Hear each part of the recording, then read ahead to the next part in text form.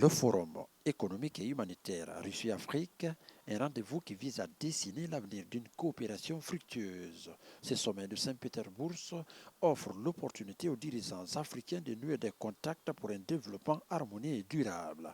Le Conseil national de la transition, conduit par son président Dansa Kourouma, rencontre ses homologues de la Douma d'État de la Fédération de Russie. Le renforcement de la diplomatie parlementaire entre les deux organes législatifs, la promotion de l'éducation, l'énergie et la santé figurent parmi les principaux sujets de cette audience. Nous avons eu un rendez-vous avec beaucoup de questions économiques, humanitaires et politiques. Et tout ce qui est important, qui est l'opinion de mon partenaire, est connecté avec le futur de l'Afrique et de la Russie. Et le futur de la Russie et l'Afrique, et Guinée aussi, c'est la coopération en différents domaines. Mais le principal, c'est la coopération en domaine d'éducation, préparation et changement de technologies. Ça signifie que la proposition des pays d'Afrique à Russie a commencé à travailler pour créer économique avec la possibilité d'être libre.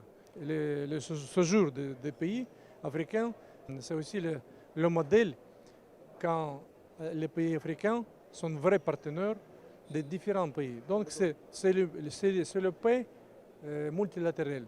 Et c'est très important.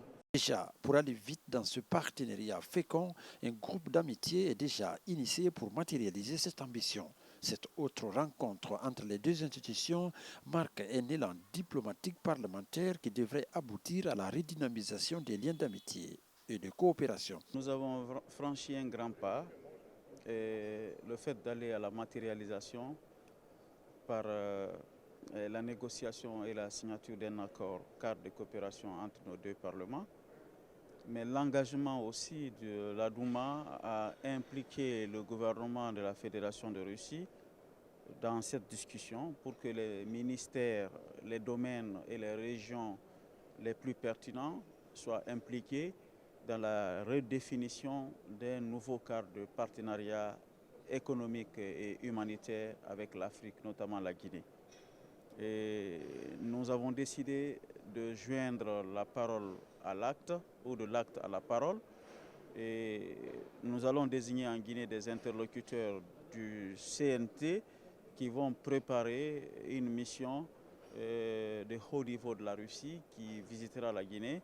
Et cette mission permettra de matérialiser concrètement les points de discussion aujourd'hui. Là où je me félicite, toutes les idées qui ont été posées sur la table ont été acceptées par la partie russe, sans exception.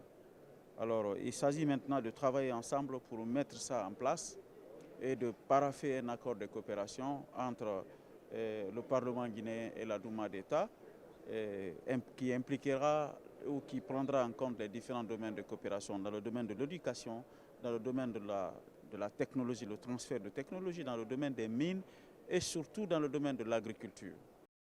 Les deux parties aspirent en faveur d'un monde multipolaire. Dansa Kourouma et son homologue Babakov s'engagent au nom de leur institution dans une dynamique de coopération basée sur des fondements sociaux traditionnels avec en ligne de mire des bénéfices gagnant-gagnant.